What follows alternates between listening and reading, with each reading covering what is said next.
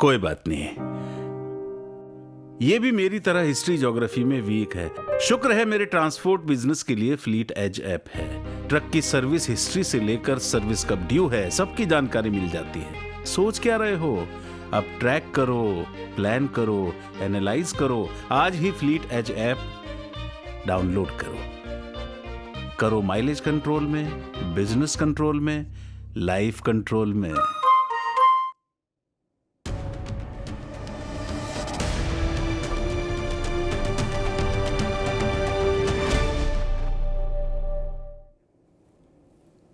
लोकसभा चुनाव के बड़े और कड़े इम्तिहान से ठीक पहले राज्यसभा चुनाव में इम्तिहान की स्थिति बन गई उत्तर प्रदेश में, विशेष रूप से समाजवादी पार्टी के लिए। संकट गहरा है, चुनाव संगीन हो गया है। चूंकि भारतीय जनता पार्टी ने 8वें उम्मीदवार के तौर पर जिस उम्मीदवार को उतारा है वो बड़ा कारोबारी है, और केवल कारोबारी नहीं, सपा का खजांची रहा है मुलायम सिंह जी के समय में लंबे समय तक। सपा के अंदर बाहर के सच जानता है, वहां के लोगों से उसका राब्ता है। और उन संजय सेठ को राज्यसभा का दरवाजा भी समाजवादी पार्टी ने दिखाया था। मुलायम सिंह जी की पार्टी ने ही संजय सेठ को राज्यसभा भेजा था पहली बार। उसके बाद भाजपा ने भेजा राज्यसभा, और इस बार 8वें उम्मीदवार के तौर पर फिर मैदान में उतार दिया। अब लड़ाई विकट हो गई, और सबसे इसका विचित्र पहलू ये कि लोकसभा चुनाव के बड़े इम्तिहान से पहले ये जो छोटा इम्तिहान है ना, ये धारणा खराब कर देता है। सपा को चुनाव में जाना है लोकसभा के, उससे पहले अगर उसके 3 में से कोई एक उम्मीदवार हार जाएगा और भाजपा का 8वां उम्मीदवार जीत जाएगा तो मैसेजिंग खराब होती है, मनोबल टूटता है। ऐसी एक धारणा बनती है कि आप पार्टी संभाल नहीं पा रहे, पार्टी आपके नेतृत्व में एकजुट नहीं, गठबंधन आपके नेतृत्व को मान नहीं रहा। और क्रॉस वोटिंग के बाद नेतृत्व एक चक्रव्यूह में खड़ा होता है, एक कटघरे में खड़ा होता है। वो स्थिति बन रही है उत्तर प्रदेश में। भारतीय जनता एनडीए के पास करीब 29 वोट हैं अतिरिक्त, जोड़ घटाना करने के बाद 7-8 वोट और 9 वोट और चाहिए, 8-9 वोट संजय सेठ को। उसके लिए ही ये तोड़ फोड़ होगी, प्रथम वरीयता, द्वितीय वरीयता, क्रॉस वोटिंग, दिस दैट। और मुश्किल ये कि संजय सेठ तो आज पर्चा भरे, आज उनकी उम्मीदवारी का ऐलान हुआ। सपा के भीतर बगावत और सपा के गठबंधन के भीतर बगावत, ये दोनों बगावतें इससे पहले हो चुकी थी। एक को लीड किया स्वामी मौर्य ने और दूसरे को लीड किया सोनेलाल पटेल की बेटी और सोनेलाल पटेल और कृष्णा पटेल की बेटी पल्लवी पटेल ने। उलटवासी चल रही है। पल्लवी पटेल अखिलेश यादव के खिलाफ मोर्चा खोल रही हैं, और उधर मुलायम सिंह जी की छोटी बहू अपर्णा यादव शिवपाल जी को बुके दे रही हैं। कभी चाचा का आशीर्वाद प्राप्त किया, चाचा हिलडुल रहे हैं या अपर्णा जी उधर जाना चाहती हैं, बड़ा विचित्र हो गया। लोकसभा चुनाव से पहले ये हिल्ला डुल्ला ज्यादा हो जाता है। जब भी चुनाव आता है ये डोला रे डोला सिंड्रोम जो है वो बहुत तेजी से प्रभावित करता है समूचे परिदृश्य को। राज्यसभा चुनाव ऐसे ही राजनीतिक डोला रे डोला सिंड्रोम का चरम काल होता है, और उसमें भी अगर कोई बड़ा कारोबारी जिस पर लक्ष्मी की अनंत कृपा हो वो उम्मीदवार हो जाए तो बल्ले बल्ले शावा शावा, ये स्थिति होती है राज्यसभा में चुनाव में। सब जगह शालीमार हो रहा है। राज्यसभा का चुनाव भी उत्तर प्रदेश में शालीमारमय हो गया। संजय सेठ मैदान में है और संजय सेठ की उम्मीदवारी समाजवादी पार्टी के लिए संकट बढ़ा रही है। अखिलेश यादव की लीडरशिप कसौटी पर है, उनकी नेतृत्व क्षमता कसौटी पर है। आज इसी पर चर्चा करेंगे। मेहमानों से आपका परिचय करा दें। अनुभव चक हमारे साथ हैं, भारतीय जनता पार्टी के नेता अनुभव चक जी का स्वागत है। फराज किदवई साहब, समाजवादी पार्टी के प्रवक्ता फराज किदवई साहब का बहुत स्वागत है। रोहित अग्रवाल जी हैं, राष्ट्रीय लोक दल के प्रवक्ता, रोहित जी का बहुत स्वागत है। तमजीद अहमद साहब हैं कांग्रेस के, तमजीद अहमद साहब का बहुत बहुत स्वागत। ये राज्यसभा का चुनाव का खेला ऐसा होता है, सदा व्रत सब बटता है, समझ लो। मैंने कहा जैसे अभी शुरुआत में कि उम्मीदवार अगर ऐसा हो जिस पर लक्ष्मी की कृपा हो तो राज्यसभा का चुनाव बहुत, और उत्तर प्रदेश की आंखों ने ऐसे बड़े विचित्र विचित्र चुनाव देखे हैं। एक बार तो पुराने दौर की बात थी, इंदिरा जी के उम्मीदवार को हरा के भेज दिया था बहुगुणा ने, तमजीद अहमद साहब की पार्टी। एक बड़े सेठ को उन्होंने भेज दिया था, इंदिरा जी ने, बहुगुणा ने हरवाक भेज दिया था। अब क्या होगा नहीं होगा, अखिलेश यादव की लीडरशिप क्वालिटी कसौटी पर आ गई। फराज साहब, आपसे शुरू करूंगा, चूंकि सारा फोकस आपकी पार्टी पर, 8वां उम्मीदवार नहीं उतरा था, उससे पहले भी फोकस आप पर आ गया था, स्वामी मौर्य और पल्लवी पटेल की बगावत के बाद। रामगोपाल यादव ने कहा कि पल्लवी पटेल को कुछ अभी अंदाज नहीं, उनकी मेंबरी चली जाएगी। पल्लवी पटेल कह रही हम सोच समझ के आए, हम बच्चे हैं क्या, हमको ना धमकाओ। मौर्य कह रहे हमने गेंद डाल दी अखिलेश यादव के पाले में, वो क्रिया करें फिर मैं प्रतिक्रिया दूंगा। और इसी के बीच में भाजपा ने राज्यसभा चुनाव को शालीमार कर दिया, 8वां उम्मीदवार उतार दिया, संजय सेठ। क्या स्थिति बनेगी भैया फराज साहब? अमिताभ जी बहुत बहुत धन्यवाद जी। मेरी आवाज इको हो रही है, ठीक करा दीजिएगा प्लीज। जी जी बिल्कुल भैया, जरा दिखवाओ। हमारे जो तीन प्रत्याशी हैं अमिताभ जी, वो तीनों जीतेंगे, आप बेफिक्र रहिए, निश्चिंत रहिए। अभी आपने बात की नेतृत्व क्षमता की, तो देखिए आज राजनीति का हम लोग अमिताभ जी वो काल देख रहे हैं। राजनीति का के इस काल को अगर आप बोलेंगे कि जो ये राजनीति का पलटू काल चल रहा है, तो इसमें जो है आज की तारीख में जो है वो लोकतंत्र जो है वो मजबूत नहीं हो रहा है। अब देखिए आप नेतृत्व क्षमता की करते हैं, कोई नेतृत्व क्षमता पे फर्क नहीं पड़ता है, किसी के नेतृत्व पे कोई फर्क नहीं पड़ता है, क्योंकि भारतीय जनता पार्टी के जो कार्यकलाप हैं अमिताभ जी, उससे आप भी अच्छी तरह से परिचित हैं, हम भी परिचित हैं और देश की जनता भी परिचित है। फराज भाई एक मिनट रुक जाइए। आप थ्योरेटिकल वक्तव्य आगे दीजिएगा, एक प्रैक्टिकल सवाल था, उस पर आपने एक स्वीपिंग रिमार्क दिया, वो ठीक नहीं। राज्यसभा का चुनाव तो बहुत गणितीय चुनाव होता है, ठीक है ना, उसमें मैनिफेस्टो थोड़ा जारी होता है, वहां तो 2-2-4 आपके सारे जोड़। अरे रुको भाई, हम आज से राज्यसभा चुनाव देख रहे हैं महाराज, रुक जाओ। आपके सारे जोड़ घटाना करने के बाद पल्लवी पटेल भी आप ही को वोट करेंगी, सब जोड़ने घटाने के बाद भी एक वोट अतिरिक्त चाहिए क्या, तब 3 जीतेंगे। फराज किदवई। अमिताभ जी देखिए, आपकी नजर नहीं है, नजर उधर नहीं जा रही है जिधर मैं ले जाना चाह रहा हूं जी।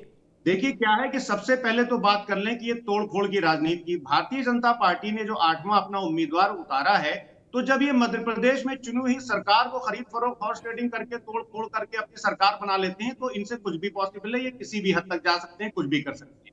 लेकिन अमिताभ जी, मैं आपको लिख के दे रहा हूं, कल आप बैठिएगा, पल्लवी पटेल भी हमको देंगी, और वो लोग जो अपने स्वार्थ में, सत्ता और शासन के लालच में पलटी मार करके हमारी पार्टी से चले गए हैं, जो लोग किसान आंदोलन पर चुप्पी साधे हुए हैं और धोखाधड़ी करके समाजवादी पार्टी का वोट लेकर के जो चले गए हैं, उनके भी विधायक हमको वोट देंगे। आप कहीं नोट करके ये लिख लीजिए अमिताभ जी।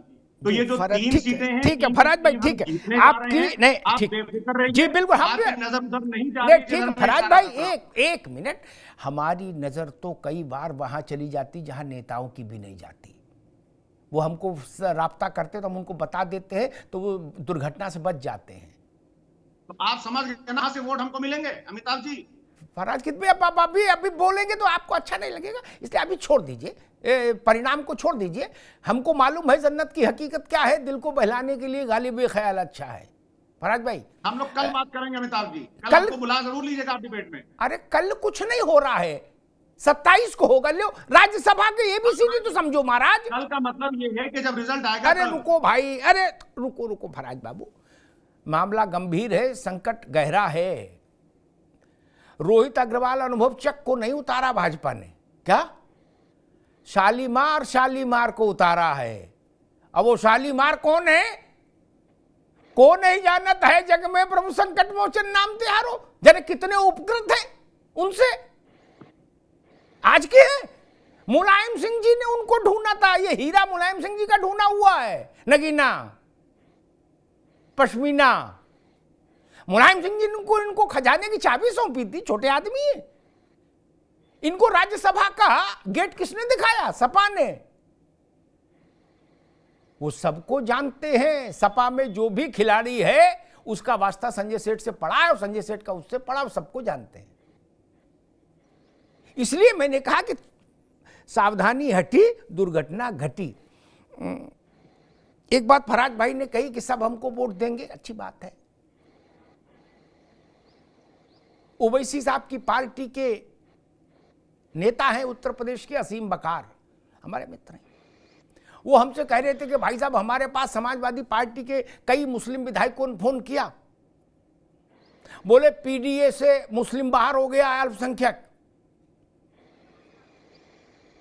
हम लोग अखिलेश यादव के खिलाफ मोर्चा खोलेंगे राज्यसभा चुनाव में। कितना सच कितना झूठ असीम बकार जाने। अरे अमिताभ जी, अरे रुक जाओ भाई। अरे कौन उनके 50 विधायक है अमिताभ जी? आप भी किसकी बात कर रहे हैं? ना आप बात ही नहीं समझे, बात कर रहे हैं आप बात नहीं समझे फराज कित भाई, आप बात नहीं, अभी रुक इनकी बात नहीं, फराज कित भाई आप बात ही नहीं समझे। मैंने क्या कहा आप समझ नहीं पाए, आप समझ ही नहीं पाए। असीम वकार के विधायक नहीं, समाजवादी पार्टी के जो 3 दर्जन मुस्लिम विधायक है, मैं उनकी बात कर रहा हूं, ठीक। इसलिए आप समझ नहीं पाए, उसको समझिए फिर।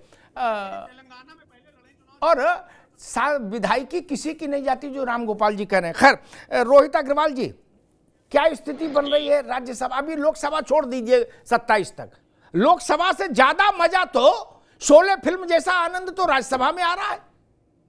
इब्तिदाए इश्क है, रोता है क्या, आगे आगे देखिए होता है क्या। जब यूपी में राज्यसभा का चुनाव इतना मतवाला हो गया तो लोकसभा का कैसे होगा? रोहित जी क्या स्थिति बन रही है?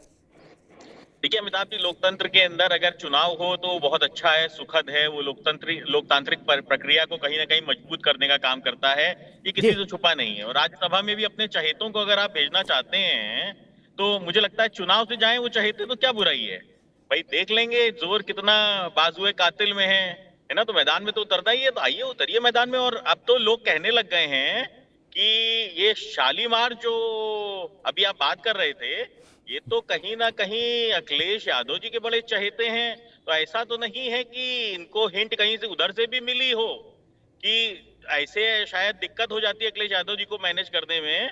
बट इनके कार्यकर्ताओं, क्योंकि देखिए कार्यकर्ता तो कोई उतरा नहीं इनकी तरफ से 3, तो अखिलेश यादव जी ने उधर भी मैनेज कर लिया, इधर भी मैनेज कर लिया। खुद ही अपने विधायकों को उनकी हो सकता है उनकी तरफ से क्लियरेंस मिल जाए कि जाओ उधर वोट दे आओ। तो ये भी स्थिति एक हो सकती है, पैदा हो सकती है। राजनीति में कुछ भी संभव है, आप जान समझते ही हैं अमिताभ जी, आपसे बेहतर कौन समझता है। तो मुझे तो लगता है, क्योंकि देखिए कार्यकर्ता का कोई सम्मान तो करते नहीं समाजवादी पार्टी वाले, तो हमसे आपसे छुपा हुआ है नहीं। ये जो 3 कैंडिडेट उतरे थे इसमें से कितने झंडा उठाने वाले कार्यकर्ता थे, आप और हम अच्छी तरीके से जानते थे। तो अब हो सकता है अखिलेश यादव जी की तरफ से ही सहमति हो कि उधर कुछ विधायकों के वोट हो जाएंगे और मामला सेटल हो जाएगा।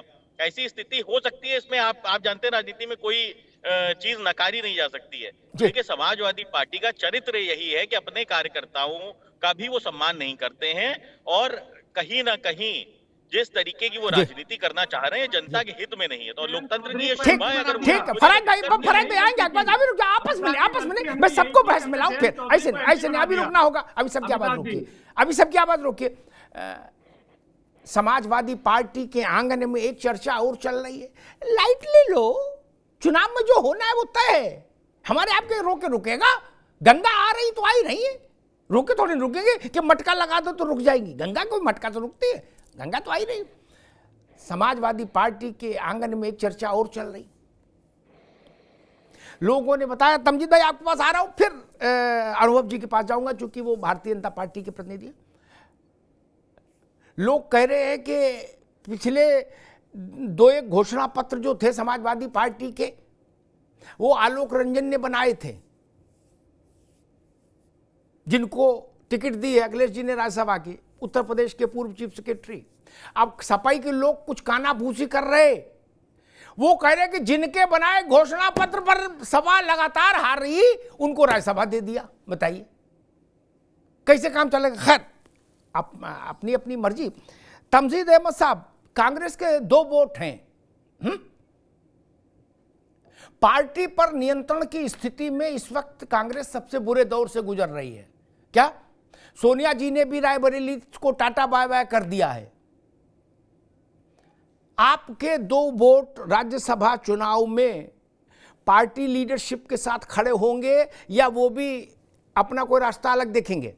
तमजीद अहमद साहब। अमिताभ जी नमस्कार। नमस्कार। सबसे पहले तो मैं इसका जवाब दे दूं जी। सोनिया जी ने कोई टाटा बाय बाय रायबरेली को नहीं कहा है। आपने उनका बहुत मार्मिक संदेश आज देखा होगा, बहुत स्पष्ट कहा है कि रायबरेली मेरा परिवार और दिल्ली में आप मेरा परिवार, मैं अधूरी हूँ बिना उस परिवार के। तो ऐसा नहीं, रायबरेली को कोई टाटा बाय बाय नहीं कर सकता, वो गांधी परिवार का परिवार है, तो उसको इस तरह से आप प्रायोजित मत कीजिए। मेरी आपसे आग्रह है कि वो गांधी परिवार का आज से नहीं दशकों से वो एक परिवार रहा है, तो उसको इस तरीके से मेरी आपसे रिक्वेस्ट है कि उस तरह से मत कहिए कि रायबरेली को उन्होंने टाटा बाय बाय कह दिया, ऐसा नहीं हो सकता है। अब मैं आगे आपके मूल सवाल पे, देखिए हमारे 2 विधायक, निश्चित रूप से हमारी उतनी ना तो इस समय ताकत है विधानसभा में, ना कुछ है, लेकिन जो भी 2 विधायक हमारे हैं, एक आदरणीय हमारी नेता विपक्ष दल आराधना मिश्रा मोना जी हैं, उनका तो दशकों से नाता रहा है कांग्रेस पार्टी से, उनका पूरा परिवार। तो आप इस चीज को सोच भी नहीं सकते, ना कोई सोच सकता है कि आराधना मिश्रा जी और उनके नेतृत्व में वीरेंद्र चौधरी जी, जो कि बेहद वरिष्ठ नेता है, एक कार्यकर्ता से वो विधायक बने, और किस संघर्ष से बने और किस तरीके से वो कांग्रेस के विचारधारा के साथ पूरी तरीके से फलीभूत, तो कोई सवाल ही नहीं पैदा होता अमिताभ जी इस चीज की। कांग्रेस पार्टी का जो भी वोट है, 2 वोट है, कोई सवाल नहीं, दूर तक नहीं। ठीक, अब अजी जी ठीक है, मानिए आपकी बात, जब तक वोट नहीं हो जाता तब तक तमजीद साहब की बात खड़ी रहेगी, मान्य होगी। वोट हो जाएगा उसके बाद फिर चर्चा करेंगे। तमजीद अहमद साहब ने 2 बातें की, उन पर टिप्पणी एक एक कर दूं, फिर अनुभव चक के पास चलूं। एक तो उन्होंने कहा कि बहुत अनुभवी नेता हैं दोनों, दशकों से पार्टी के और परिवार के विचारधारा के साथ हैं। अरे आपकी पार्टी ने जिनको मुख्यमंत्री बनाया वो पार्टी छोड़ गए, वो उनके परिवार पार्टी छोड़ गए, वो छोटे नेता थे, वो चिंटू थे, और ये बड़े नेता हैं, आराधना और वो वीरेंद्र, ये बड़े नेता हैं। श्रीपद मिश्रा का परिवार कहां है? नरेंद्र जी का बेटा कहां है? उज्ज्वला कहां है? मैं सबका सिलसिला बता दूं महाराज। और अब तो लाल बहादुर शास्त्री का परिवार छोड़ रहा पार्टी। ये उनसे बड़े तो नेता नहीं है कोई। और मेरे मित्र ने कहा कि सोनिया जी ने कोई टाटा बाय बाय नहीं किया, आप ऐसा मत कहो, उनका परिवार है। मैं उस भावना का सम्मान करता हूं सोनिया जी की, वो बुजुर्ग नेता है, लेकिन बहुत अदब से एक सवाल जरूर पूछूंगा, नहीं पूछूंगा तो मेरा जमीर मुझे बेचैन रखेगा। आप अपने परिवार में कितनी दफा गई लोकसभा से चुन के आने के बाद रायबरेली से? कितनी बार गई? ऐसा तो नहीं कि आप कहीं नहीं जाती, आप जाते हैं। आप तेलंगाना में शपथ ग्रहण में जाते हैं और तमाम जगह जाते हैं जहां जाना होता है, चल फिर तो रही है ना। किसके लड़के के मुंडन में आप रायबरेली गई और किसके यहां गम्मी में आप रायबरेली गए? परिवार ऐसे नहीं चलता तमजीद अहमद साहब, एक तरफा परिवार नहीं चलता महाराज ना। सोनिया जी का यात्रा चार्ट जारी कर दे कांग्रेस, कि उन्होंने कितने दिन रायबरेली में गुजारे लोकसभा सदस्य होने के बाद रायबरेली से। अभी तो खाली थी, सरकार में तो थी नहीं कि व्यवस्था इतनी, पार्टी प्रेसिडेंट भी नहीं है, खाली थी, कितने दिन रायबरेली को दिए? ये बात तो पूछी जाएगी ना। वो बीमार है, बुजुर्ग है, उनका सम्मान है, गांधी परिवार की बहू है, उनका सम्मान है, लेकिन उसके चलते ही तो नहीं हो सकता कि सच को नकार दिया जाए। वो कितने दिन रायबरेली में रही, उन्होंने 5 साल में कितने दिन रायबरेली कैंप किया, बताए ना कांग्रेस। आप जवाब लेंगे? आएंगे, जब आएंगे तब तक के लिए नोट रखो सारा डिटेल, और नहीं तो फोन पर मंगवाओ कितने दिन वो रायबरेली कैंप की, किसके दुख सुख में खड़ी हुई, ये तब बात करेंगे। अभी रुक जाइए अनुभव चक भाई, आपने पड़ोसी के घर में बवाल सुना है, आपने अपनी गोटी आगे बढ़ा दी, बोले गोटी लाल करने का ही टाइम है क्या? पहले 7 तक आप शांत थे, बोले ठीक है 7 ही ठीक है, 7 जीत जाएंगे हमारे और 3 उनके, निर्विरोध हो जाएगा क्या? जैसे ही आपने कान लगाया उनके दीवार में ना, और देखा यहां बर्तन खटक रहे हैं, बोले संजय सेठ कहां हो, तुरंत आ जाओ, नेहरू कट पहनो, कुर्ता पजामा पहनो, तुरंत पर्चा भरो है, और शालीमार कर दो, गार्डन। अनुभव चक नहीं? देखिए अमिताभ जी, आपकी बात का जवाब दूं, उससे पहले जो 2-3 बार ये आरोप लगाया गया कि भारतीय जनता पार्टी पार्टियों को तोड़ने का काम करती है, तो ऐसा आरोप लगाने वालों की बता देना चाहता हूं अमिताभ जी, हमने और आपने, क्योंकि आप तो बहुत वरिष्ठ पत्रकार है, देखा था किस तरीके से गेस्ट हाउस कांड हुआ था। गेस्ट हाउस कांड जो हुआ था, वीआईपी गेस्ट हाउस कांड, वो खाने की प्लेटें लूटने के लिए नहीं हुआ था, विधायक कैसे उठाए जाए इसके लिए हुआ था 2003 में। उसके बाद जब फिर से बसपा टूटती है तो किस तरीके से विधायक किडनैप करे गए थे, और जो आरोप लगाने वाले हैं आज वो आरोप लगा रहे हैं, इन्हीं के लोगों ने लोकतंत्र का जो मजाक बनाया था वो पूरे देश ने देखा था। हमने कोई इस तरीके का कभी कोई काम करा हो तो ये आरोप लगाए, तो इनकी बात समझ में भी आए। हाँ, जो आपने आपको आरोप, भैया लाठी की क्या जरूरत शिवपाल जी की तरह? आपने तो चुंबक लगा दिया दरवाजे पे, लोग खुद ही खींचे चले आ रहे हैं क्या? अमिताभ जी, अंतरात्मा की आवाज पे अगर कोई आना चाहे तो उसका तो स्वागत है। तो दूसरी बात, पीडीए का नारा जिन्होंने बुलंद करा, तो उन्होंने कितने पिछड़ों को राज्यसभा भेजने का काम करा, तो क्या जनता देखेगी नहीं? क्या इनके विधायक देखेंगे नहीं? पिछड़े अल्पसंख्यक कहाँ हैं तो वो देखेंगे, और उसके हिसाब से अपना निर्णय लेने के लिए भी स्वतंत्र है। आप नारा कुछ भी लगाते रहो, और पिछड़े का मतलब सिर्फ अपने परिवार को ही आप समझते रहो, तो ऐसा लोकतंत्र में चलने वाला नहीं। जनता सब जानती है, नेता सब जानते हैं, और अपने हिसाब से नहीं, अनुभव चक, मेरा एक बड़ा मासूम सवाल है, अनुभव चक, मेरा बड़ा मासूम सवाल है, प्रैक्टिकल सवाल, बाकी तो थ्योरी में क्या रखा। संजय सेठ को जब आपने कहा होगा कि जाओ तुम कपड़ा पहनो, पर्चा भरो, क्या तो उनसे यह भी पूछा होगा कि संजय सेठ मामला सेट है? उनने कहा होगा हाँ भाई साहब हो, सेट है, बात हो गई है सब, तभी ने कहा होगा जाओ। संजय सेठ भी इतना छोटा आदमी नहीं कि अपना मुंडन कराने चले जाए वहां पे। मतलब राज्यसभा का चुनाव हम आप तो जानते हैं ना कि उसका मतलब क्या होता है, उसमें कितना लड्डू लगता है, कुंटलों लड्डू लग जाता भैया अनुभव चक जी। तो बात सब सेट हो गई कि नहीं, ये समझ रहा हूं। अमिताभ जी, आज की तारीख में जो देश का हाल चल रहा है वो आपसे हमसे छुपा नहीं हुआ है। जिस तरीके से इन्होंने राम मंदिर का विरोध करा, जिस तरीके से ये तमाम विकास के कार्यों का विरोध करते आए हैं, उसको देखते हुए निश्चित ही है कि समाजवादी पार्टी के भी तमाम विधायक ऐसे होंगे जिनको लग रहा होगा कि इनके साथ रह। अच्छा अनुभव चक, एक तस्वीर मैंने देखी, मैं ये नहीं कह रहा उससे क्या होगा, तस्वीर देखी, मैं शेयर कर दूं, तमजीद भाई भी उसको गौर करेंगे और फराज भाई भी। प्रमोद तिवारी जी की बिटिया आराधना को मैंने अभी राम मंदिर में जब सब विधायक गए थे, मुख्यमंत्री और स्पीकर की, उसमें तो योगी जी के ठीक पीछे वो जय श्री राम का उद्घोष करती देखी थी मैंने। कोई बात केवल धर्म की है या कर्म का भी मसला है? कुछ इधर कुछ हो रहा है डोला रे डोला टाइप का अनुभव चक?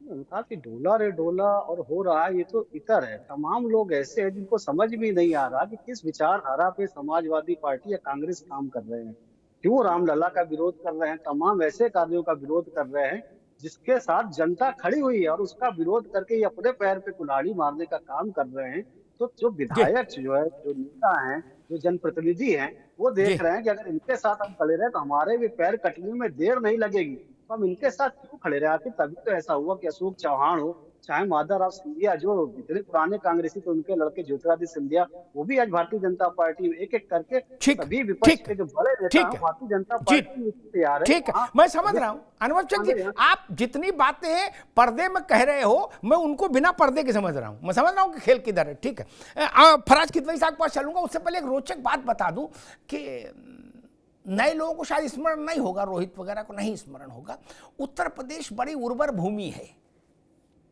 और राज्यसभा के चुनाव को लेकर यहां विधायकों में बड़ा उत्साह रहता है। क्या इतना लोकसभा विधानसभा के चुनाव को लेकर भी नहीं रहता जितना कई बार राज्यसभा को लेकर हो जाता है। फराज भाई सुन लीजिएगा, क्या देश के एक बड़े कारोबारी दिल्ली से गए राज्यसभा का लड़ने चुनाव उत्तर प्रदेश, अनुभव चक, क्या यहां से खबर फैल गई कि वो आ रहे हैं, क्या अपना जहाज लेके गए।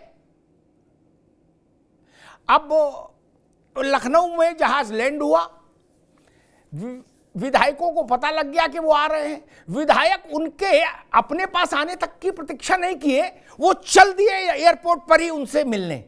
क्या उनका कुर्ता फट गया, उनका ब्रीफकेस के खुल के गिर पड़े कागज पत्तर, क्या कोई इधर खींचे कोई उधर खींचे, कोई लोकतंत्र की ओर ले जाए उनको, कोई समाजवाद की ओर ले जाए। क्या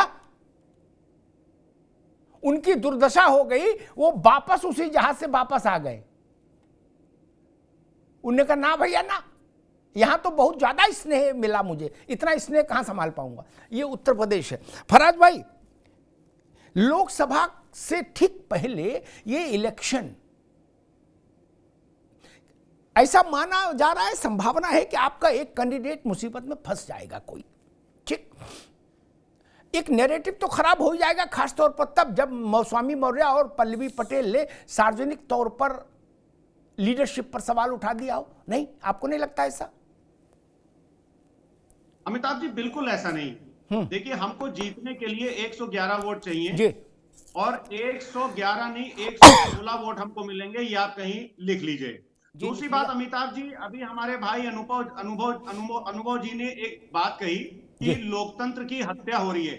अरे साहब, लोकतंत्र की हत्या भारतीय जनता पार्टी कर रही है, और ये मैं नहीं बोल रहा हूँ, ये चीफ जस्टिस ऑफ इंडिया बोल रहे हैं, सुप्रीम कोर्ट ने बोला था। अरे सुनिए मेरी बात, सुनिए, सुप्रीम कोर्ट बोल रही है चंडीगढ़ के मेयर इलेक्शन में सुप्रीम कोर्ट ऑफ इंडिया ने और चीफ जस्टिस ने बोला the mockery of democracy, the murder of democracy. अरे जब सुप्रीम कोर्ट बोल रही है द मर्डर ऑफ डेमोक्रेसी, तो क्या बात करते हैं आप? आपने गवर्नमेंट का इस्तेमाल किया लोकतंत्र की हत्या करने में, आपने स्पीकर का इस्तेमाल किया लोकतंत्र की हत्या करने में, आपने पुलिस का इस्तेमाल किया लोकतंत्र की हत्या करने में। आप पूरी सरकारी मशीनरी, चाहे वो इलेक्शन कमीशन हो, चाहे वो ईडी हो, चाहे वो सीबीआई हो, सारी संस्थाओं का आपने इस्तेमाल किया है। भारत के उससे दलों बजाते दिखाई दे रहे हैं, तो आप अपनी कमियों को सुधारने के लिए सबसे पहले जाइए, अपनी कमियों को दूर करके सबसे पहले क्योंकि मैंने सच बात बोल दिया तो इनको बड़ी खुशी होगी। सुप्रीम कोर्ट कह रहा है, अरे सर सुप्रीम कोर्ट कह रहा है कि आपने लोकतंत्र का गला घोट दिया। ठीक है फराज भाई, फराज भाई, ठीक है। अनुभव चक अभी रुकिए, अभी रुकिए, दोनों लोग रुकिए, दोनों लोग रुकिए। फराज किदवई साहब आप भी, अनुभव चक साहब आप भी, दोनों लोग रुकिए जी। ठीक है किदवई साहब, एक मिनट। अरे रुक जाओ भाई, दोनों लोग आवाज रोक दीजिए। अभी ऐसे चिल्लाने से लाभ नहीं होगा। मुश्किल ये है कि हम अपना घर नहीं संभाल पा रहे, दूसरों के ऊपर पत्थर फेंक रहे हैं। आप बताइए, जम्मू कश्मीर में बड़े बूढ़े फारूक अब्दुल्ला ने आज ऐलान कर दिया हम अकेले लड़ेंगे, इंडिया छोड़ दिया गठबंधन। क्या, क्यों? केजरीवाल ने लगभग तय कर दिया कि हम अकेले लड़ेंगे। अब हर जगह भाजपा के गले में तो पट्टा नहीं डालो भैया, आपके भी बस में कुछ नहीं है क्या? जयंत चौधरी तो आपके साथ थे ना, आप नहीं उनको अपने साथ रख पाए, उनको कुछ कष्ट हुआ चले गए। फारूक अब्दुल्ला, तब जिस दिन मैं रोहित अग्रवाल के पास आ रहा हूं, एक सवाल लूंगा, लेकिन मैं बताऊं, जिस दिन फारूक अब्दुल्ला कपिल सिब्बल के साथ बैठकर राम नाम का भजन गा रहे थे, वीडियो शूट करा रहे थे, मैंने उसी दिन कह दिया था कि जय श्री राम हो गया काम।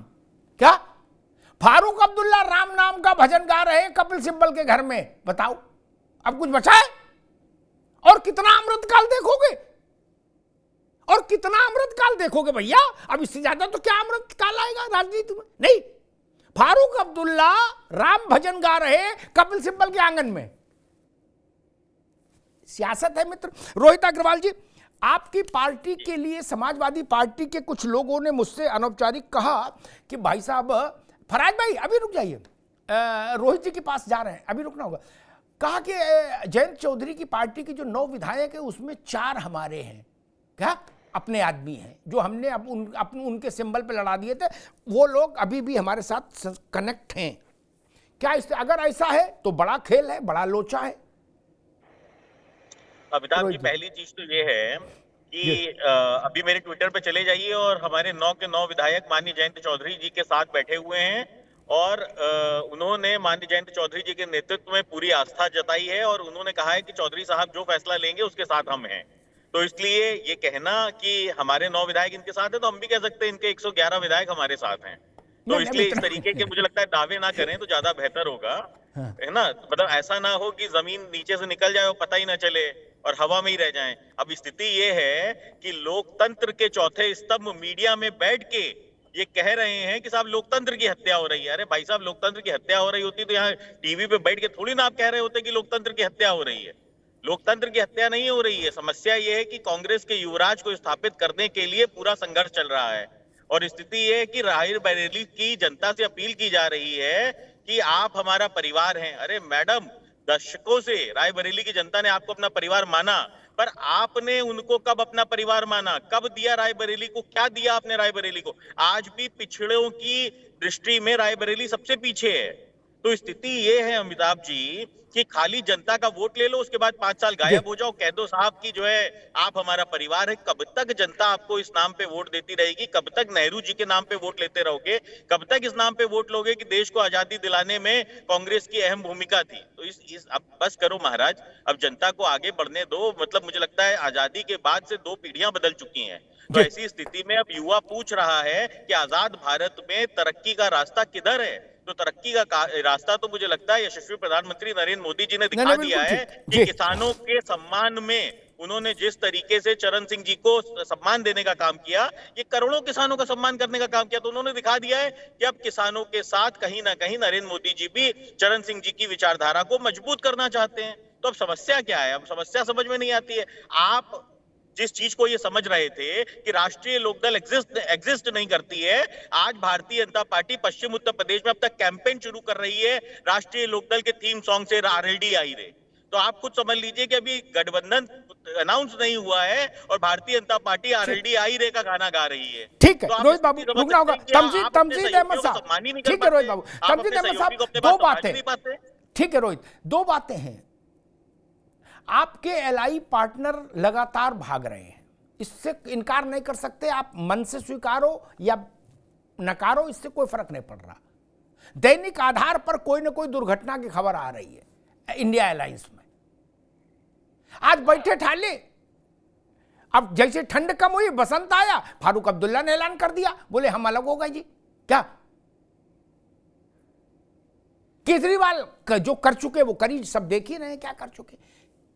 एक चीज, और दूसरी समस्या ये कि आपने एक कमेटी बनाई थी, बोले ये हाई पावर कमेटी है, इसके पास पावर बहुत है, ये पूरे देश में फैसला कर देगी, इतना ज्यादा इसमें हाई पावर, जैसे दवा नहीं होती 1000 mg इस टाइप का, कि कौन कहां लड़ेगा।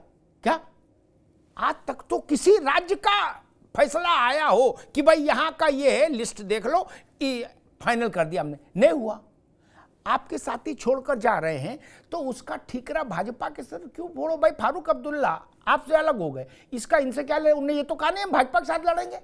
या अरविंद केजरीवाल, उन्होंने कहा दिल्ली में 1 सीट देंगे और उसके बदले में गुजरात में 8 लेंगे। कांग्रेस को मंजूर हो तो हाँ करें, नहीं तो छोड़ दो, पंजाब हरियाणा में 1 भी सीट नहीं देंगे। ये केजरीवाल ने आपसे कहा, इसमें भारतीय जनता पार्टी क्या करेगी अहमद साहब? अमिताभ जी ठीक है, जो भी विषय है उस पे विचार चल रहा है, वो सब चीजें आपसी सहमति से हल कर ली जाएगी, इतना बड़ा कोई मसला नहीं है। अच्छा, ऐसे ही बहुत सारी पार्टियां एनडीए को छोड़ के भाग गई, शायद हम उस पर ध्यान नहीं दे पाते, या ये डीएमके छोड़ के भाग गई, और आपकी पीडीपी भाजपा की महबूब पार्टी पीडीपी छोड़ के भाग गई, आपका पंजाब में अकाली दल छोड़ के भाग गया। तो भागने और आने जाने की स्थिति वो बनी रहती है। मैं बल्कि अभी दूसरी बात कह रहा हूँ, अभी मैं रोहित जी की बात सुन रहा था तो एक बड़ा मुझे खालिद जिब्रान का एक शेर याद आ गया कि तुम जुल्म के खिलाफ कैसे आवाज उठाओगे, तुम्हारे मुंह में तो निवाला है। बताइए, आज किसान जिस तरीके से पूरे चारों तरफ दिल्ली में घेरा हुआ है दिल्ली को, और उनके ऊपर आंसू गैस चलाया जा रहा है, और ये बैठ के आज बता रहे हैं किसानों में बड़ी खुशियां हैं। मुझे तो लगता है रोहित जी, आप लोग तो दूसरे नीतीश कुमार बन गए हैं। जिस तरीके से आप लोगों ने अपना चाल और चरित्र बदला है, मैं तो आपको बहुत अच्छा और बहुत ही नैतिक रूप से मजबूत समझता था, लेकिन जिस तरीके से चाल चरित्र बदला है, हमें उलाहना देने के बजाय आपको याद रखना चाहिए किस तरीके से चौधरी अजीत सिंह का बंगला रातों रात उनका सामान दिल्ली में फेंक दिया था, और कांग्रेस पार्टी ने उसके लिए भी आवाज उठाई थी। तो आप इतनी जल्दी भूलिए मत। ठीक है, आपने अपना चेहरा बदल लिया, आपने रंग बदल लिया, लेकिन इतना मत भूलिए राजनीति के चक्कर में कि हम उस समय खड़े हुए थे जब चौधरी अजीत सिंह का कमरा और उनका बंगला भारतीय जनता पार्टी ने रातों रात उठा के फेंक दिया था। क्या बात कर रहे हैं आज आप? रायबरेली की बात कर रहे हैं। तमजीद अहमद, किस को बंगला याद कराओगे? आपने चिराग को भी याद कराया। नहीं, फिर ये गलत बात है अमिताभ जी। देखिए, आप भाजपा वाले बोलते हैं और एलडी वाले बोलते हैं तो बोलते रहते हैं। बोलिए भैया, तो उनके ऊपर कोई कमेंट करते हैं। बोलो भैया जी। हम लोग बोलते हैं तो आप लोग आपके बहुत सारे विचार आ जाते हैं। राहुल गांधी जी ने अब आप रायबरेली पे ले लिया कि नहीं ले लिया? अरे तंजीम भाई, बंगलों की राजनीति छोड़ दीजिए, जनता के बीच में आइए, जनता के दर्द को देखिए। बंगलों की राजनीति से काम नहीं चलेगा। अभी आप 4 दिन पहले छोड़े, अभी उठा रहा है। निश्चिंत रहिए, हम किसानों को एमएसपी का अभी आपने बंगलों की राजनीति 4 दिन पहले छोड़ी है। सरकार में रहते हम लोगों ने तो बंगला छोड़ दिया था, हमें वो तो सिखाइए। ठीक है, आप बंगले की तलाश में राजनीति कर रहे हैं रोहित भाई, आप बंगले की तलाश में किसानों की राजनीति छोड़ के आप राजनीति कर रहे हैं। आपको सोचना चाहिए, आप किसानों की राजनीति छोड़ के बंगलों की तलाश में लगे हुए हैं रोहित भाई। किसी से छुपा नहीं है, आपका असली चेहरा सामने आ गया। जयंत जी आज राज्यसभा में किस लिए बैठे हुए हैं? आप भूल सकते जयंत जी को राज्यसभा में किस लिए भेजा? चौधरी अजीत सिंह जी के सामान रातों रात फेंक दिया गया था भारतीय जनता पार्टी ने, आप उसको भूल गए, उस अपमान को भूल गए। ठीक है, आपको हो सकता है बंगला और बंगला की चाबी मिल जाए, आप उसी आंख में और उसी ताक में राजनीति करते रहिए, हमारी आपकी शुभकामनाएं।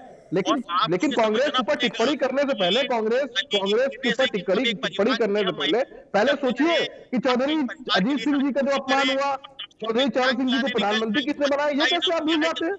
ठीक, आज किसान जिस तरीके से आंदोलित है, आप लोग किसानों को छोड़ के मोदी महिमा मंदिर में लगे हुए हैं। ठीक है, आप लोगों को सोचना चाहिए कि महिमा मंदिर में लगे हुए हैं। ठीक, दोनों लोगों को रोकूंगा। मेरे ख्याल से तमजीद भाई ने भी अपनी सारी बात अच्छे से कही।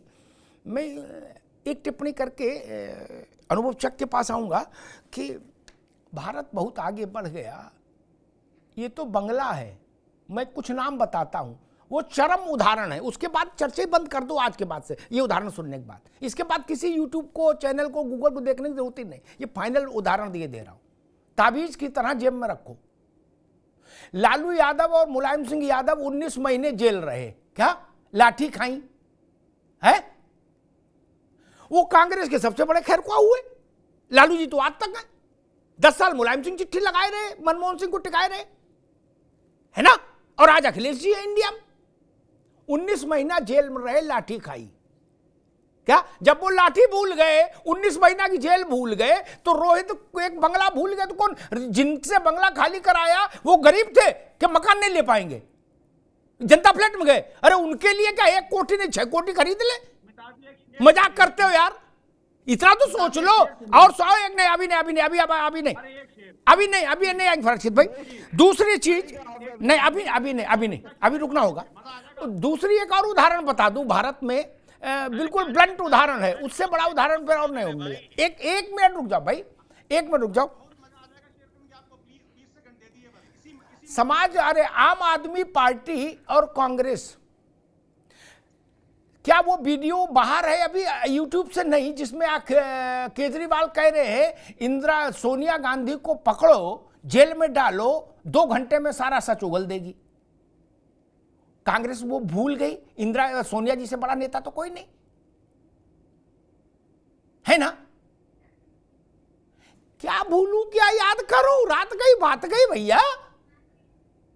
इसलिए ये मत बताओ, जब लालू जी अपनी पीठ पर पड़ी लाठी भूल गए, अब वो कह रहे सोनिया जी जिंदाबाद, मुलायम सिंह जी कहते रहे, तो कौन इसमें नई बात है क्या? कोई नई बात लाओ तो बात समझ में आए। अच्छा, आपने कहा रामविलास किसके साथ नहीं रहे? उनका बंगला, आपने चिराग के बंगले की बहुत बात की, चिराग आपकी तरफ आ गए? नहीं ना, चिराग के चाचा भी उन्हीं के पास है और चिराग भी उन्हीं के पास है। फिर और मैंने रामविलास पासवान का रिश्ता सोनिया जी से भी बहुत अच्छा देखा, व्यक्तिगत तौर पर मैंने देखा। क्या तब क्या कहेंगे? ये सियासत है मेरी जान, सियासत। अनुभव चक, मैं फिर उत्तर प्रदेश की ओर लौटता हूं। क्या राज्यसभा का ये चुनाव लोकसभा चुनाव से, चूंकि इसका रिजल्ट ठीक पहले आएगा, 27 फरवरी को मेरे ख्याल से वोटिंग होगी, ठीक, उसके कुछ ही हफ्ते 10 दिन के भीतर नोटिफिकेशन आ जाएगा पार्लियामेंट्री लोकसभा इलेक्शन का। इसका मान लीजिए जो भी परिणाम आएगा वो उत्तर प्रदेश में एक राजनीतिक संदेश, एक नैरेटिव बनाने का काम करेगा क्या? या ये माना जाएगा भाई ये राज्यसभा का चुनाव है, इसका कोई लेना देना नहीं? देखिए अमिताभ जी, नैरेटिव तो बना हुआ है, लेकिन हाँ, राज्यसभा के चुनावों का जो असर है वो जो मुख्य विपक्षी दल है उत्तर प्रदेश का, उसके ऊपर जरूर पड़ने वाला है। आपने तमाम सारे उदाहरण दिए, लेकिन क्योंकि बात उत्तर प्रदेश की हो रही थी, उत्तर प्रदेश के अंदर कभी किसी ने सोचा था समाजवादी पार्टी, बहुजन समाज पार्टी के एक होकर चुनाव लड़ेंगे? अमिताभ जी, देखा है राजनीति में सब होता रहता है। तो अमिताभ जी, राज्यसभा के चुनाव का परिणाम जो भी होगा उसका क्या प्रभाव पड़ेगा विपक्षी दल के ऊपर, वो आने वाला समय में हम और आप बिल्कुल देखेंगे। और जो यहाँ पर बैठ के ये कह रहे हैं कि 27 तारीख को जब वोटिंग हो जाएगा उसका नतीजा आएगा तो जितने वोट हमारे पास उससे ज्यादा हमको मिलेंगे, उनके चेहरे पर हवाइयां उड़ते हुए हम और आप देखेंगे, निश्चित ही देखेंगे। क्योंकि जब आप एक विचारधारा से इतर हटके, जब आपकी कोई विचारधारा ही नहीं होती है और आप ऐसे ही सिर्फ इस बुनियाद पर राजनीति कर रहे होते हैं कि नरेंद्र मोदी के खिलाफ किस तरीके से हम दलों को एकजुट करें बगैर किसी विचारधारा के, सिर्फ इसलिए एक करें नरेंद्र मोदी जी को हमको हटाना है। जो देश विकास की तरफ बहुत तेज गति से बढ़ रहा है उसको कैसे बाधित करा जाए और अपने परिवार को संरक्षण कैसे दिया जाए, परिवार को मजबूत करा जाए, तो फिर निश्चित इस तरीके से परिणाम आने हैं। जी ठीक। फराज साहब, वही सवाल आपसे, क्या राज्यसभा का परिणाम, ये द्विवार्षिक चुनाव का परिणाम जो 27 तारीख की शाम आएगा, वो लोकसभा चुनाव के नैरेटिव को प्रभावित करेगा? फराज भाई। अमिताभ जी, सबसे पहले तो एक शेर सुन लीजिए। अभी आपने लालू जी और श्रद्धेय नेताजी के बारे में बात की थी कि वो धूप ही अच्छी थी इस छांव घनेरी से, वो जिस्म जलाती थी ये रूह जलाए है। फिर से इरशाद मुकर्रर, फिर से। वो धूप ही अच्छी थी इस छांव घनेरी से जी, वो जिस्म जलाती थी ये रूह जलाए है जी।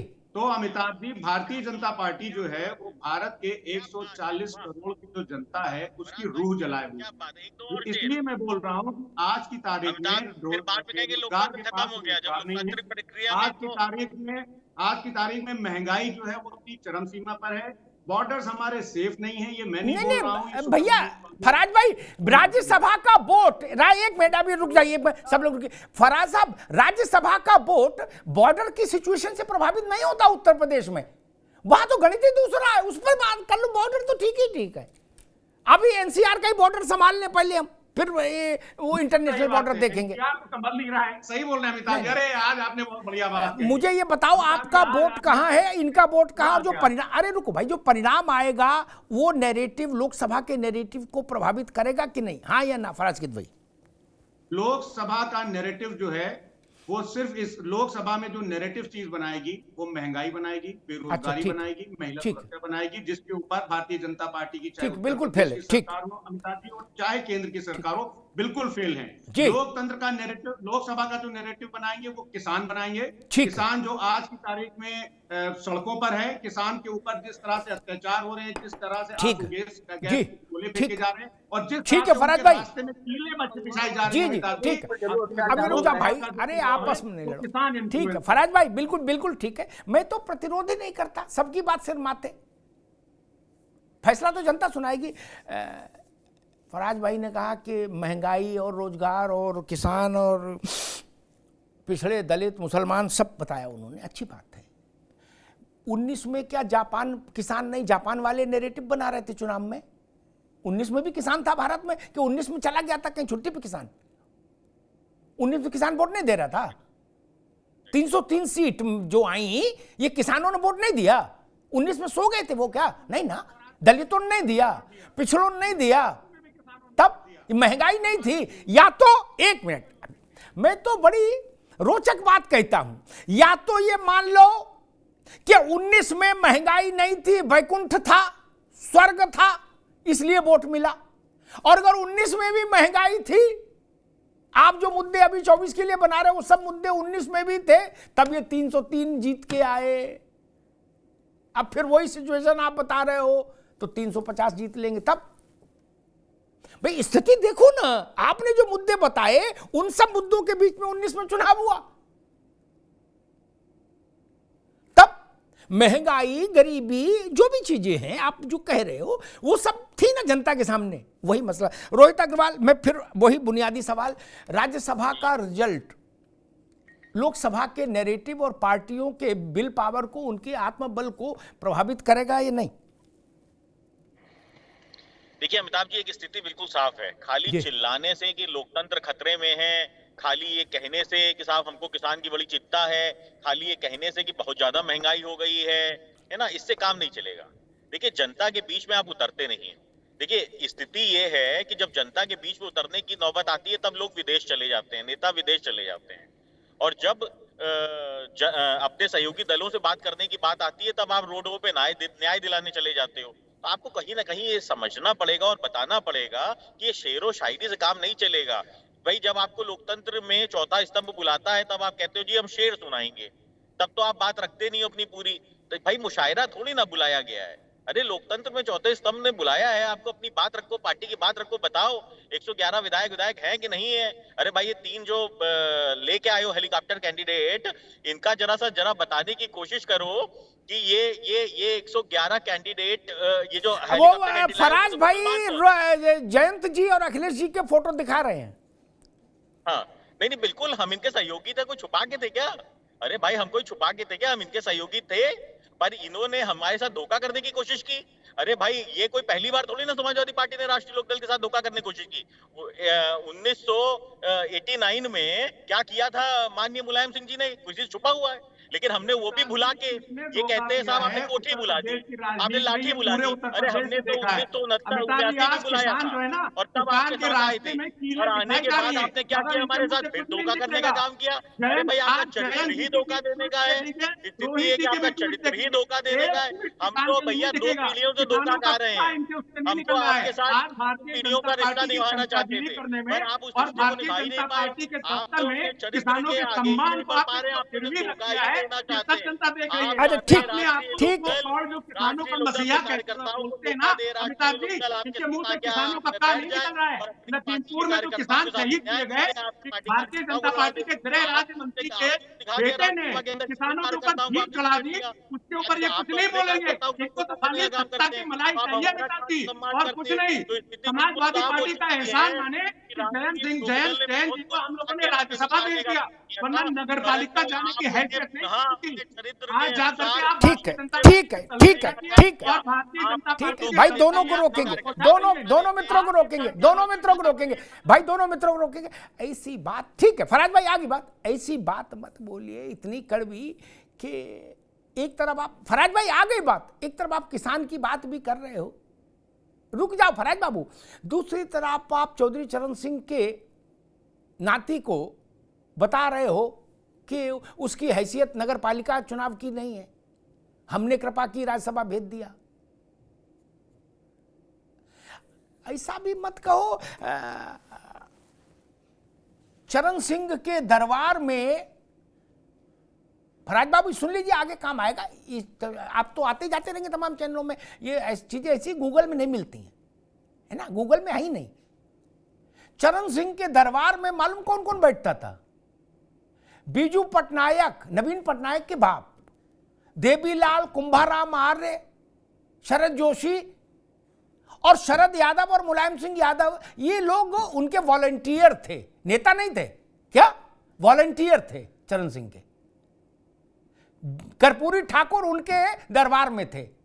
इसलिए महाराज आप किताब से पढ़ के बोल रहे हो, किताब की एक सीमा है, रुक जाओ। इसलिए ऐसा भी मत बोलो जो ठीक नहीं हो। आप कोई नेहरू जी के परिवार के लिए ऐसा बोले कि भाई सोनिया गांधी की स्थिति नगर पालिका के लिए तो अच्छा नहीं ना। इतनी कटुता भी ठीक नहीं, लाना क्यों लाओ। अच्छा मान लीजिए अभी वो 2 सीट लोकसभा की जीत के आ गए, तब क्या करिएगा। राजनीति में कोई किसी की कृपा पर नहीं रहता, ये जान लीजिए। और ऐसा मत बोलिए कल को फिर संबंध ठीक हो जाए तो फिर फोटो डालना पड़ेगा आपको फराज भाई। तब अभी तो दोनों नौजवान हैं, अखिलेश जी भी जयंत भी। क्या फिर कोई आपका ये वीडियो चला देगा कि बताओ इनने ऐसा बोला था, तो इसलिए ऐसा नहीं। खैर तमजीद भाई, कांग्रेस का तो कुछ स्टेक पर नहीं है राज्यसभा के चुनाव में, ठीक बात है। लेकिन एज ए इंडिया गठबंधन उत्तर प्रदेश का ये चुनाव कांग्रेस को भी एक सीमा तक प्रभावित तो करता ही है वो, ठीक है ना। आपको क्या लगता है कि इससे जो नैरेटिव निकलेगा इसके परिणाम से, वो लोकसभा चुनाव के नैरेटिव को प्रभावित करेगा, उसकी धारणा को बनाने में असर निभाएगा? तमजीद अहमद साहब। देखिए अमिताभ जी, एक धारणा तो और इसको पुख्ता करेगा, जो धारणा ये रहेगी कि जिस तरीके खरीद फरोख्त का प्रयास चल रहा है पूरे राज्यसभा चुनाव के दरमियान जी, तो एक धारणा तो और मजबूत करेगा कि भारतीय जनता पार्टी की जो खरीद फरोख्त की राजनीति है उस पर जनता का और विश्वास बढ़ेगा कि भारतीय जनता पार्टी किसी भी तरीके से खरीद फरोख्त करके या जैसे जयंत जी को दबाव डाल के लेके गए तो वो और चीज मजबूत करेगी कि भारतीय जनता पार्टी एजेंसियों के जरिए राजनीति करती है, भारतीय जनता पार्टी बाहुबल के जरिए राजनीति करती है, भारतीय जनता पार्टी पैसे के बल पे राजनीति करती है। तो ये चीजें जनता में और मजबूत हो जाएगी। भारतीय जनता पार्टी किसानों पे गोलियां चला के राजनीति करती है। भारतीय जनता पार्टी, आज सुप्रीम कोर्ट का इतना ऐतिहासिक फैसला है कि बॉन्ड के जरिए किसको कितना पैसा मिल रहा है, इतना ऐतिहासिक फैसला है, उसके जरिए राजनीति करती है। तो ये और मजबूत होगा जनता के बीच में, और मजबूत होगा। और विधायकों को आप समझते हैं कि विधायकों को छोड़िए, देखिए अनुभव जी आपके बीच में नहीं बोल रहा था, अनुभव भाई उनकी बात आ जाए। जी जी, तो निश्चित रूप से ये धारणा और जनता के बीच मजबूत हो जाएगी कि जिस तरीके से किसानों को अत्याचार करके किसानों के ऊपर गोलियां चला के विधायकों को खरीदने की कोशिश की जा रही है, उनकी बात नहीं की जा रही है। विधायकों को खरीदने का पूरा ध्यान है इनका। जयंत जी के ऊपर दबाव डाल के अपनी तरफ ले जाने का उनका पूरा ध्यान है। जयंत जी को कुछ प्रलोभन देके वो ले जाने का उनका ध्यान पूरा उनकी तरफ है। तो जिस तरीके से एजेंसियों के जरिए, जिस तरीके से पैसे के जरिए, जिस तरीके से भारतीय जनता पार्टी सत्ता शासन चल रही है, तो ये एक और उसका एग्जाम्पल और सेट हो जाएगा, जनता के बीच में और मजबूत में से चला जाएगा कि भारतीय जनता पार्टी किसी भी स्तर पर गिर सकती है चुनाव जीतने के लिए। जी, सारे लोगों ने एक बात जो कही, उसके अंत में जो तमजीद भाई ने बात कही, मैं उससे बात शुरू करूंगा, पर एक टिप्पणी जरूर करना चाहूंगा। बड़ी रोचक बात उन्होंने कही कि रुपए से राजनीति करना चाहती है भाजपा। मैंने आज तक ऐसा, पार्टी छोड़ो, ऐसा कोई नेता ही नहीं देखा, राजनीतिक कार्यकर्ता ही नहीं देखा जो रुपया के बिना राजनीति कर ले। राहुल गांधी की यात्रा में 40 कंटेनर बन के चले, ये मुफ्त में बने, गुड़गांव में तो बने ही है, उन पैसा नहीं लगा। अखिलेश जी यात्रा निकाले थे, उसमें पैसा नहीं लगा था। पार्टी बिना पैसे की चलती है। फराज भाई तो जानते हैं इन सब चीजों को, इसलिए वो ऐसी बात नहीं बोलेंगे। मान लीजिए किसी के यहां अखंड रामायण में भी जाना है नेता को, फराज भाई, तो सर्विस फ्लाइट से तो नहीं जाते ना। कहते गुड्डू जहाज लगवाओ, जैसे हम लोग कहीं स्कूटर निकालो, वैसे गुड्डू जहाज लगवाओ। क्या उस जहाज का रेट पता करो तो 10-5 लाख रुपया तो लग ही जाता है आने जाने में। नहीं, वो मुफ्त चल रहा है, नहीं ना। इसलिए जनता ये जानती है, जो बात तमजीद भाई ने कही, इसमें कोई रहस्य नहीं है। आप लोगों के कपड़े लत्ते देख के जनता जान जाती है कि सारी माया आप ही के इर्द गिर्द है भैया। आपके घर मकान नहीं देखती जनता, देखती है ना। और राजनीति में आने से पहले आप क्या थे ये भी जानती है, और आने के बाद क्या होगा ये भी जानती है? नहीं। आपकी साइकिल भी करोड़ों की हो जाती है, नहीं जानती? आप घर ऐसे बनवाते हो जिनके घर के अंदर हेलीकॉप्टर उतर जाए और फिर कहते हो गरीब के लिए लड़ रहे हैं। ऐसा धोखा मत करो यार, सब लोगों से कहूंगा ना।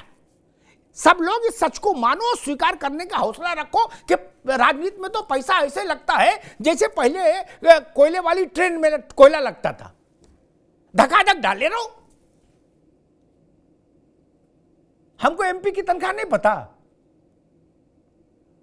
एमएलए की नहीं पता। और एक बात आई, इलेक्टोरल बॉन्ड की बात शायद अहमद भाई ने कही, रोक लग गई, अच्छी बात, सुप्रीम कोर्ट ने कह दिया सिर माथे। लेकिन मैं तो थोड़ा उल्टा आदमी हूं, अनुभव चक।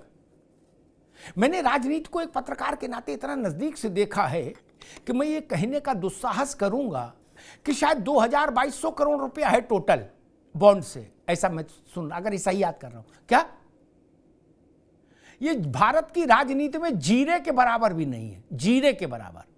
क्या जो लोग खुश हो रहे हैं वो बच्चे हैं, ये दुखी हो रहे हैं वो भी बच्चे हैं। क्या एक ठीक ठाक रैली 3-3.5 करोड़ की पड़ रही है? क्या देश भर की राजनीति 2200 करोड़ चलेगी? अरे ये मंदिर के बाहर मिली बूंदी है हाथ पे प्रसाद के रूप में, इसका कोई मतलब है? गलत कह रहा हूं क्या भैया? आप लोगों के यहां से जो टिकट लेके आते हैं वो हमको भी बताते हैं कि भैया कितनी मिठाई लगी। क्या गलत कह रहा हूं? एक 19 में जब अलायंस था ना फराज भाई, मैं इसीलिए बॉन्ड फॉन्ड ये सब अकादमिक बहसों में नहीं पढ़ता। इनका क्या मतलब है बॉन्ड का? तो हमारे थे मित्र, वो लड़े चुनाव, हार गए, आए बोले भैया 35 के नीचे आ गए। मैंने क्या है? बोले 20 किलो मिठाई गई थी, 15 किलो खर्च हो गई। क्या चुनाव में 35 के नीचे आ गए? क्या फराज भाई क्या करेगा ये इलेक्टोरल बॉन्ड? बताओ ना हमको। आपके कपड़े बताते हैं, आपके वाहन बताते हैं, आपके मकान बताते हैं कि कौन किसान की राजनीति कर रहा है इस देश में, कौन कर रहा है? अरे जो किसान के नाम पे आ रहे वो भी तो दूसरी भी दुनिया के वैभव दिखा रहे हैं। मेरे गांव का ननकू और रज्जाक कहां है? ना तो धरने में है और ना सियासत में है। नहीं है, माफ करिएगा तमजीद अहमद साहब, आप लोग पैदल चल रहे हो, दिल्ली मुंबई कोलकाता बंगलोर घूम रहे हो जहाज में, मुफ्त में जा रहे हो, टिकट नहीं लग रही। कहां से आता पैसा? मैं जाना चाहूं तो मैं तो नहीं कर सकता अफोर्ड। पैसा कहां से आता है? और यह बात सच है, फराज भाई सहमत होंगे, रोहित भी सहमत होंगे, अनुभव चक भी, और मन में अहमद साहब भी। गांधी जी के बाद रोहित बाबू अनुभव चक, किसी सामान्य व्यक्ति ने 1 रुपया चंदा किसी पार्टी को नहीं दिया। क्या गांधी जी के समय में ईमानदारी से चवन्नी वाला अभियान चला था कांग्रेस का सदस्यता, उसके बाद कभी नहीं, सब फर्जी है। नहीं, आप भी जानते हो। फिर ये सैकड़ों हजारों करोड़ रुपया जो खर्च होता दिखता है हमको, ये कहां से आता है? दिखता है ना, चुनाव होता है तो हमको नहीं दिखता। ऐसे नई गाड़ियां आती हैं फराज अहमद साहब, अरे आप तो उंगली ना उठाओ महाराज। ननकू के यहां सत्यनारायण की कथा में आप जाते हो तो अपना जहाज ले जाते हो, बस से नहीं जा सकते, ट्रेन से नहीं जा सकते, सर्विस फ्लाइट से नहीं जा सकते, अपना जहाज ले जाते हो। अब बता रहे चरण सिंह लोहिया, कर्पूरी ठाकुर और नरेंद्र देव। छोड़ो महाराज, इन नामों को मुक्त करो, आजाद करो। आप लोगों ने इन नामों का उद्धार कर दिया राजनीति में। कर्पूरी ठाकुर के कुर्ते के लिए 100 रुपया का चंदा चंद्रशेखर ने किया था। कुर्ते के लिए। और आप लोग किसी के घर जाते हो गमी में तो अपना जहाज ले जाओगे, शादी में तो अपना जहाज ले जाओगे। गजब कर दिया, गजब ही कर दिया। नहीं, अपने जहाजों से चलने वाले लोग हिंदुस्तान में गरीब की पीड़ा को महसूस करने का दावा करेंगे क्या? नहीं। आप सर्विस फ्लाइट में नहीं चलना चाहते, आपको तौहीन लगती है। किस पास में पता नहीं कौन बैठ जाए, उसके शरीर से कैसी गंध आए। बोले अपना ही जहाज ले ले गुड्डू, हैं? निकाल जहाज, चल बैठते हैं क्या? बागेश्वर बाबा घूम रहे हैं जहाज से, अपने समझ में आता है, उनको लोग चढ़ावा दे रहे हैं। आप कैसे घूम रहे हो? आपकी तनख्वाह तो हमको मालूम है। रोहित बाबू, अगर आप घूम रहे हैं तो सवाल उठेगा ना।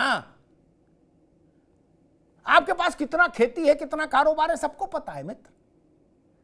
इसलिए मैं कहूंगा ये विषय नहीं। और अपने विधायक, अपनी पार्टी संभालने की जिम्मेदारी उस पार्टी और उसके लीडर पर होती है।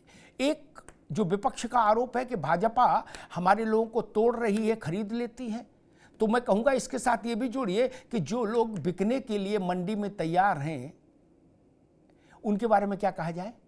अगर कोई खरीद रहा है किसी को, अगर हम आपके आरोप को सही माने, तो कोई बिक रहा होगा ना। बिक क्यों रहे हैं लोग? धन्यवाद।